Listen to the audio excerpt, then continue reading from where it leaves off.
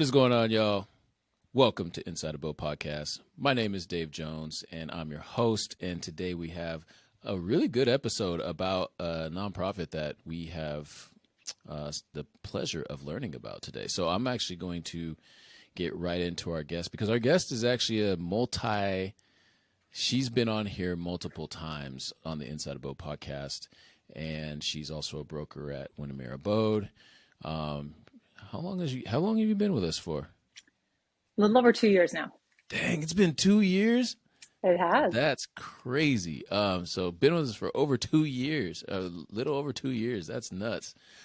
Jana Ross, ladies and gentlemen, how you doing? I am doing well. How are you? I'm doing all right. So today we're going to talk a little bit about Wear Blue to Remember. Oh, I see we got another guest too. We got a guest in the building. This is River Song, who has been quietly sleeping for probably 2 hours in the corner, but the minute we start filming, she needs to be involved. So that's how it works. Quick market update. So we are by the time this drops, we're going to be way past it. But I just like to do this because it gives you an idea of where we're at. It's fun to listen to where we're at in the market. So it is February, 9th today. So we have 1.1 months of inventory in Pierce County, I think, give or take.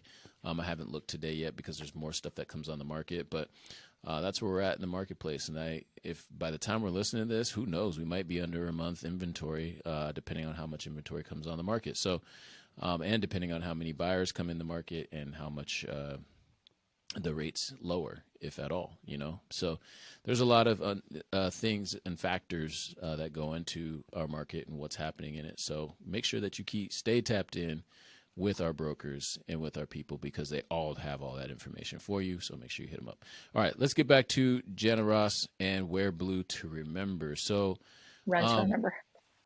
Oh, I'm sorry. Wear Blue to Remember. I apologize. Wear Blue, run to remember. Wear Blue, run to remember. There you go. Wear Blue, run to remember, like that? Yes. Okay. So tell us a little bit about that. Tell us about the organization and what's the mission. Absolutely. So Wear Blue, Run to Remember is a running organization that honors the service and sacrifice of the American military. We support the fallen, the fighting, and the families. And it's our focus is active remembrance, coming together, building a community, building these positive ways to work through grief and to grow together. And she's really distracting me. It's now licking my hand as I'm trying to talk. So that's who we are in a very short way of putting it. We run quite a few programs working with supporting active duty military families of the fallen, Gold Star youth, Gold Star athletes, and veterans. And one of our goals is to build a bridge between the military community and the civilian community and kind of bridge that divide.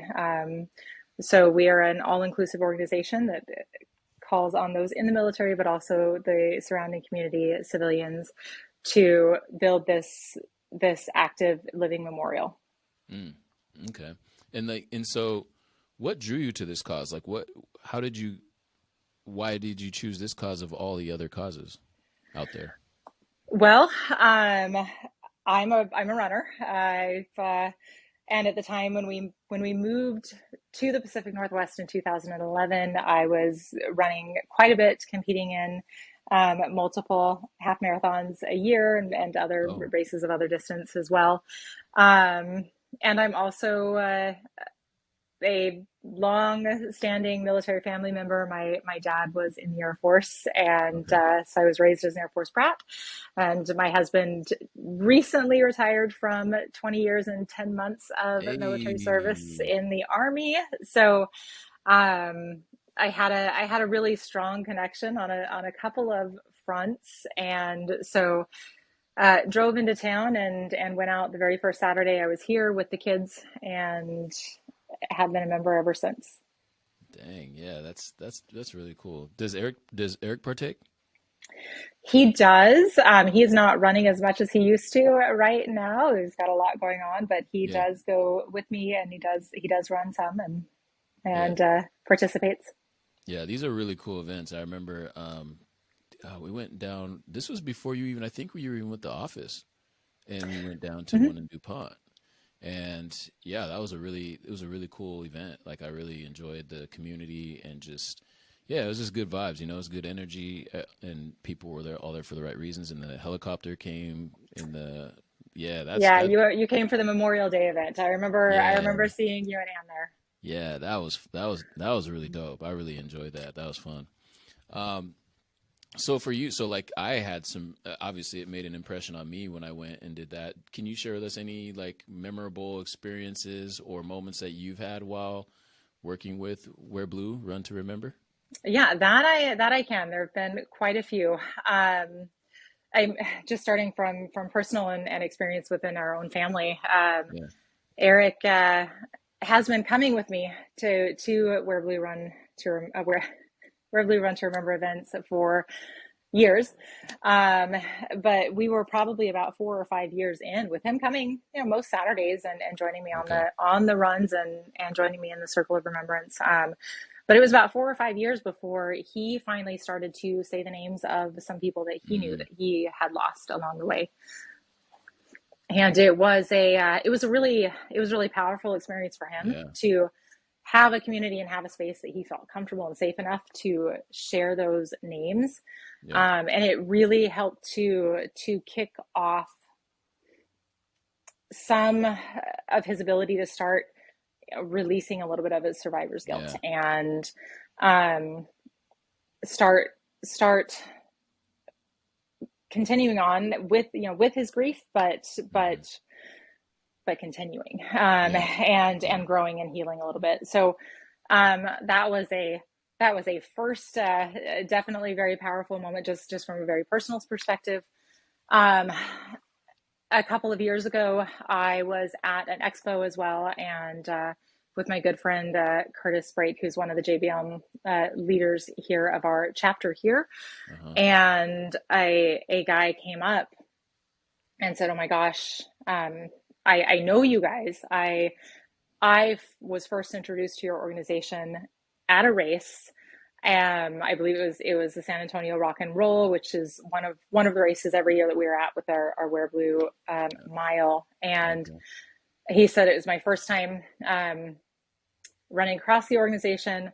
I'm running the marathon, and I see all of these posters with the faces of the fallen, Hmm. and I get about halfway through them, and there's my friend. Oh um, man. and he, oh man, it's a it's Yeah. a it's a it's a powerful moment to witness that. He said, it was so heartwarming to see Hmm. that he was being remembered, that Hmm. his face and his name and his life and his story um, continued to be shared. And Yeah. so it was incredible just to hear him talk. And he was, I'm getting a little emotional, but he said, I had like a 15-minute break from my run Hmm. because I could not continue. Yeah. Um, and then just standing there out on the mile when we're out there, we have so many veterans and active duty service members that come through, and they'll salute from the start of the mile all Yeah. the way to the beginning. And um, we'll have people that will thank every volunteer Yeah. along the way, um, because so many of our military and of their families, you know, we're all going through our daily life, and everybody has so many things that they're focused on and thinking about, and all of our stuff going on. Yeah. And it's easy for the sacrifices and struggles that they have been through, that they've experienced, and the people they've lost, to kind of get lost in everything else in everyday life. And Yeah. so Yeah. seeing people out there remembering, celebrating, and building that community is incredibly moving, and people tend to be very thankful for that. Yeah. So it's and I could go on and on. I recently spoke with Rich Lormore, who lost his son AJ in 2021, and he was talking about the fact that he and Julie are so appreciative of a community where there are people that understand their experience. Right, Um, right. when you think about it, we have so many family members that don't live near a military installation, don't live in a Mhm. community that has a strong presence. So when they lose a family member, they don't have that. They don't have that community. They don't have people that understand what they've been through and what they're going through. Yeah. Um, so it's uh, it's an organization that holds a lot of meaning for a lot of people, and it's Hmm. it's very moving and humbling to be able to see that.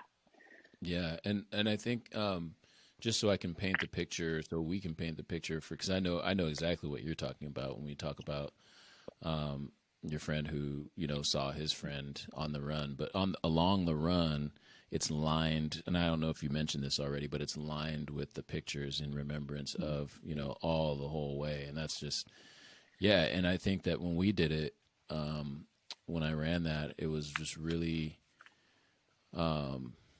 It was really touching, honestly, to see families because they'll stop or they'll sit there and or just smile as they're running by. But there's just always someone's always responding and reacting, and you can see how different people are responding to the members, and then also supporting each other. I think that was the really cool part for me is seeing because I was sitting there looking at it and we were just going like, man, look how young this guy is, and oh man, I wonder about like, and you're just kind of Mhm. wondering what that person who their family was or you're just feeling you just feel there's a Mhm. lot of just energy and good vibes and feelings around like the grieving process and how people are remembering their people, and it's hard not to get caught up in that. I don't see how a normal you just don't have feelings if you don't like it's such a powerful event. So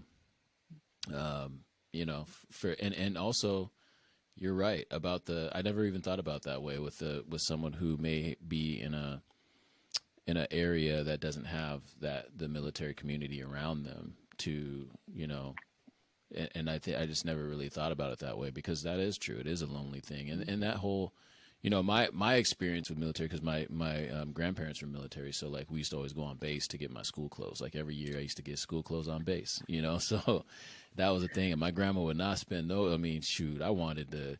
I remember they had the Converse weapons, the Magic Johnson and Larry Bird shoes, and she was like, they had the Jordans one time. They were $99. I knew not to ask her, but I asked her anyways, and she dang near slapped me. Like she was like, "You think I'm really gonna buy those for you? Like $100?" Um, so those are we used to always go on base AFES AAFES. Like I remember just getting a bag and getting hair products and just yeah, we used to always go on base. So it was its own little world for me. So anyway, I appreciate you sharing that. I mean it's a powerful event, and I don't think people really understand. So like if you could tell if you like for those people who are listening who've never been to a Wear Blue Run to Remember event, what would be one thing? I know you've already said a lot about it, but like what would be one thing you want them to truly understand about this event and the importance of it to the families? And I don't know because there's just this thing, I don't know, I can't grasp it, but I don't know, you could probably explain it better, but like, what do you want people to know about this event? Like, so that maybe they are curious enough to come and check it out or something. I don't know. So I think the most important thing to remember about anything that we are doing with Where We Run to Remember is that the biggest fear that a family member has when they have lost somebody is that they will be forgotten, that Hmm. their story will end, and it is just kind of been a day. Yeah, Um, but that's cool. so having people become involved and showing up and holding a flag on the Word Blue Mile and cheering for runners as they go through or coming to the Memorial Day event or um, volunteering as a mentor for the Gold Star Youth, any of the activities or events that we hold, um, the families are so appreciative to see Yeah. that their loved ones' Yep. story is being told, that their name is remembered, that their sacrifice is not completely forgotten, and that it was not in vain. So, um, and it's incredibly important to have community members and to have civilians participate in that, and show that this divide can shrink, that Yeah. that the 1% of the community, uh, the American community, that Mhm. takes on military service, Yeah. that they're honored and supported, Yeah. by those that aren't in the service. And um, so that's really I think the most important thing is that it's so appreciated to see that people want to participate, and want to learn and hear the stories, and show their love and support. Yeah. Yeah. It's for, and I can't imagine. Um, I'm just glad I have that touch point of my grandparents serving, because I can't imagine not understanding that world, um, in a direct way, where my grandpa served in the Korean War, and just yeah, it's a different type of sacrifice. Um, and you're right, a lot of people forget about, well, not only just the fallen soldiers and the people who served, but also the family, like, and I just think that that's Yeah, so important to wrap around the families and the people that are still here. I mean, I couldn't imagine, yeah, the so yeah, families and our veterans that have lost their friends, that are right, right. um, still, thankful to know that they're remembered, and that they're Yep. on people's minds. And one thing that I like to point out, that I think that's important about Where Blue Run to Remember, is that we honor the service and sacrifice of anybody that has passed as a result of their military service. So, Mm, um, those that are killed in action, those that die of a service related illness, and those that die by suicide. And mm, those last two are particularly important when you consider the fact that the War Memorial that will be coming out probably in a couple of years. They're hoping for the unveiling of the Memorial for the Global War on Terrorism.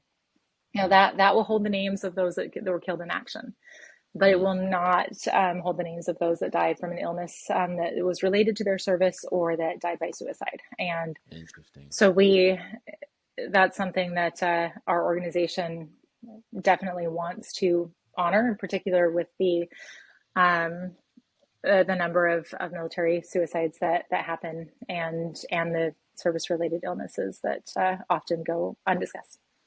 Yeah. Well, I mean, I think that that's all, I want people to, what I personally want people to get out of this is to be curious and actually maybe click on some links and look at it, and hopefully maybe dive in and put themselves in the shoes of those who served, or had friends who served, or whatever, and just really just kind of sit with it for a little bit in terms of what it means to other people. But what um, what do you hope to see in the future for Wear Blue Run to Remember, and well, I'll just stop there. What do you hope to see for the future for Wear Blue Run to Remember? I mean, because this is a pretty big thing. Like it grew. I mean, when did it start even? It's started in, 2009, I believe, was the very first run. Okay. Just Saturday, just a regular gathering on a Saturday. And It's started initially at Joint Base Lewis McChord. Mm, So here at the Pacific Northwest at JBLM, we're the flagship chapter of Where Blue Run to Remember. Um, and it has grown into a global organization. At this mm, point, mm-hmm. we participate in uh, 15 to 16 large races a year where we travel Dang. around the country to set up the Wear Blue Mile. Um, we have a large Memorial Day event that kicks off at all of our chapters around the country. We have a Gold Star Youth Mentorship Program where we pair Gold Star youth with typically active duty or retired military. Okay. And a big part of that is helping to build that connection with military service, which in turn helps to continue to build and strengthen that connection with the parent that they lost. Yeah. Um, and we have our Gold Star athlete program where athletes that have lost a family member or a loved one can train for their first endurance event and Mhm. have all of the support. Um, so the vision and goal that I have for Wear Blue Run to Remember is that it just continues to build this strong community of support, and that that gives people a safe space where they Yeah. can share with others that understand their experience, where civilians can share their support for those that are left behind, and Mhm. where everybody can continue to grow and learn these healthy coping and mechanisms. Yeah. No, thank you. Now, point of clarification for anyone that's listening and goes, well, I don't run. Do you just have to run or can you walk and how long is it? Is it?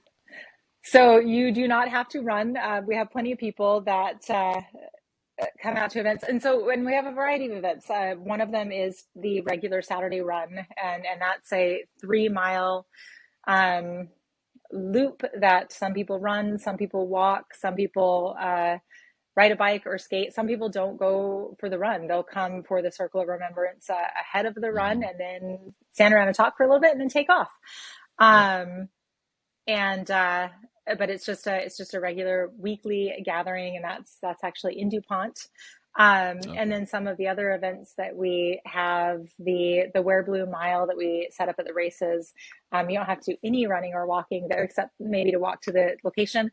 Yeah. That is where we ask for volunteers to come out and hold an American flag, and those are draped with a black name tape, a name ribbon that corresponds with Mhm. one of the posters that's on the mile as well. Uh, And oftentimes those particular posters and names have been requested for that mile. So a loved okay. one has actually sent in a request saying, I would like to have um, this poster on that mile, and I would like to hold the flag, or I would like someone to hold the flag. Yeah.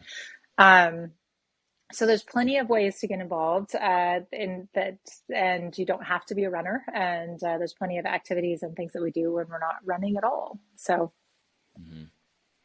Well, that's really good info, and I think that hopefully someone that's listening to this takes time to look for it and maybe look out and go to the next one.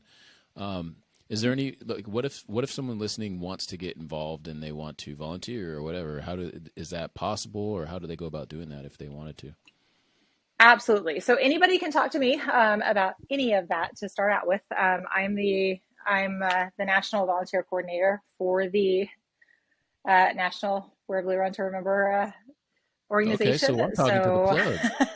So that's so I'm responsible for gathering volunteers for every national event that we do. They can go on our website, wearblueruntoremember.org. From okay. there, we have a list of ways to get involved. We have a list of our runs. Anyone is welcome to show up at Powderworks Park in DuPont at 9 a.m. every Saturday. We are out there meeting together. The first Saturday of the month is Social Saturday, and we'll typically have organizations or businesses that will stop off, bring a couple snacks, hang out with us for a Nice. little bit. Um, we have May 21st, we actually are participating in the Capital City Marathon. We'll have a Wear Blue Mile there, so we will be looking for people to come out and hold a flag and Okay. cheer for the athletes as they go past. Um, And it's the first Wear Blue Mile we've had back here in the state of Washington in a while. Okay. Just with logistics and COVID, we haven't been here in a while. So I Yeah. have been traveling all over the country, Yeah. setting up miles everywhere else. So it's going to be really great to have a local mile again and Yeah. have all of the people out. Yeah. No, I'm seeing you travel, and I didn't realize how big it was. And also, those shirts are, and thank you for bringing that shirt by the way. That's definitely Anne's favorite shirt. I've seen her wear that pretty much every time she went running. And so, Perfect. that's how I first found out about it after, even before that run that we went to. She was wearing it, and I was like, man, I like that shirt. What is that? And then she explained it, and I was like, oh, that's really cool. Like, good for them, really needed, obviously, since it, went national now and global, honestly. But, well, thank you for all the information. Is there anything else to close that you'd like people to know about where Blue Run to Remember, and or how do people get in touch with you if they want to learn more? Yeah, if anyone wants to learn more, they can call or text 253-283-7568, or they can email me at janaross@windermere.com, or jana.ross@whereblueruntoremember.org. And they can always hop onto the website to learn more and to see what events and races we have upcoming, to register to volunteer. And then, yeah, anyone that wants to pop over to a Saturday run, we're out there every Saturday at 9, and it's a great organization. Also, if businesses want to host a social Saturday for the JBLM chapter, they can reach out to me because I'm also coordinating those. Yeah. So I can get them signed up to come out and meet the crew, supply some snacks, and share a little bit about their business as well.